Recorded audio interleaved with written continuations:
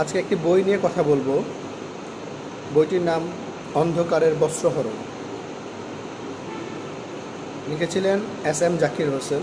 দুটি খণ্ডের বইটি। আসলে বইটির ভিতরে আলোকপাত করা হয়েছিল জ্ঞান পরিসর, চিন্তা চেতনা, বিজ্ঞানসম্মতভাবে কীভাবে চিন্তা চেতনা করা যায়, এক্সেট্রা। তো যা হোক, কথা না বাড়িয়ে মূল বিষয়ে আসা যাক।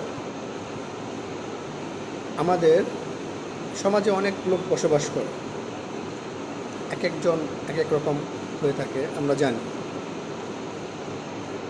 বইটির মাধ্যমে আমি কিছু জিনিস পেয়েছি, সেটা আপনাদের কাছে ব্যাখ্যা করব।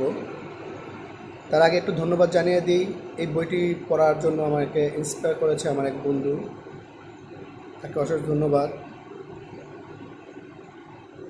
যা হোক, বিষয়টা নিয়ে আমি একটু কথা বলি। তো সমাজে আসলে অনেক টাইপের, অনেক রকমের মানুষ বসবাস করে, তাদের চিন্তা চেতনা এক এক রকম হয়। প্রথম কথাটা বলি, যেমন 4 ধরনের মানুষ আমরা পেয়ে থাকি। তো নিচ থেকে আমি বলবো, নিচ থেকে প্রথম ধরনের মানুষগুলো যারা, তারা আসলে তারা কি জানেন তারা জানেন। আসলে তারা কি জানেন তা জানেন না। এই টাইপের মানুষগুলো দেখবেন বেশি কথা বলে। কোনো বিষয় জানুক কিংবা না জানুক, তারা সেই ব্যাপারে আলোচনা করার চেষ্টা করে, কারো কথা শোনার চেষ্টা করে না। মানে বলা গেলে বলতে হয় যে তারা গুড লিসেনার না, তারা শুধু বলতে পছন্দ করে, জানুক কিংবা না জানুক। তো নিচ থেকে দ্বিতীয় শ্রেণীর মানুষগুলো যারা আছেন, তারা দেখবেন তারা কি জানেন না তা তারা জানেন। এই টাইপের মানুষগুলো দেখবেন, এই থিঙ্কিংয়ের মানুষগুলো যখন তারা চিন্তা চেতনা করে, তারা কি জানেন না সেগুলা তারা জানেন। এই টাইপের মানুষগুলো দেখবেন একটু শ্রোতা টাইপের হয়। আপনার কথা শুনবে মনোযোগ দিয়ে, কোনো কিছু জানার চেষ্টা করবে। মানে যেটা জানে না সে ব্যাপারে সে কথা বলার চেষ্টা করবে না,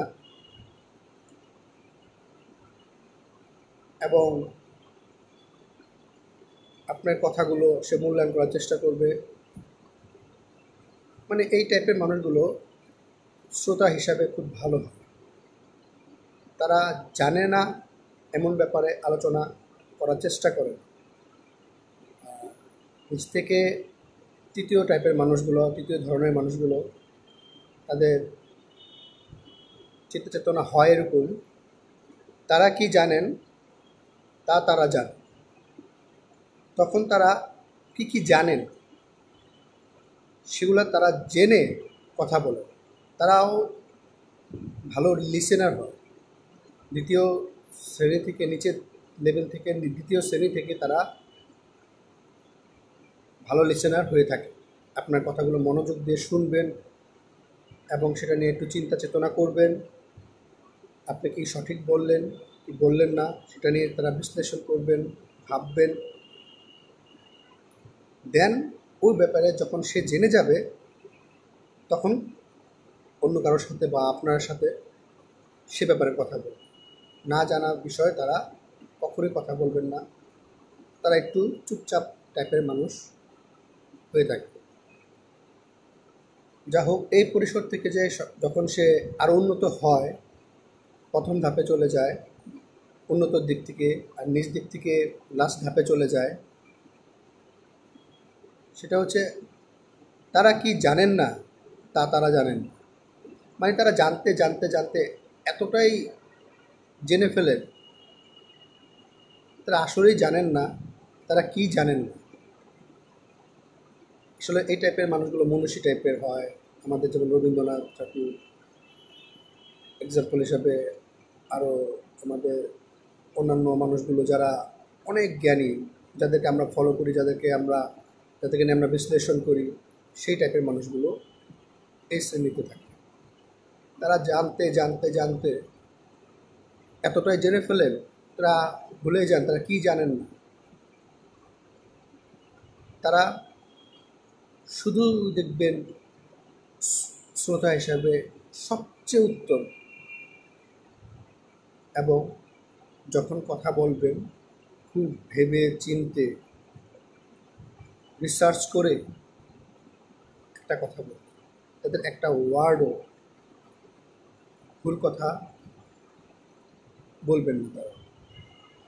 তো যা হোক, আমি অন্ধকারের বস্ত্রহরণ বইটি পড়ে এই জিনিসগুলো জানতে পেরেছি। এছাড়াও আরও অনেক কিছু আছে, কীভাবে চিন্তা করতে হয়, অনেক কিছু আছে। আপনারা চাইলে বইটি পড়তে পারেন। আমি আবার একটু বিশ্লেষণ করছি।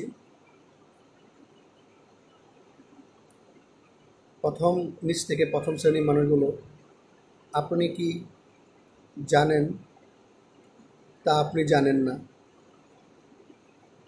সেখান থেকে যখন আপনি উত্তীর্ণ হতে চাবেন, আপনি কি জানেন না তা আপনি জানেন, তখন আপনি জানার চেষ্টা করবেন।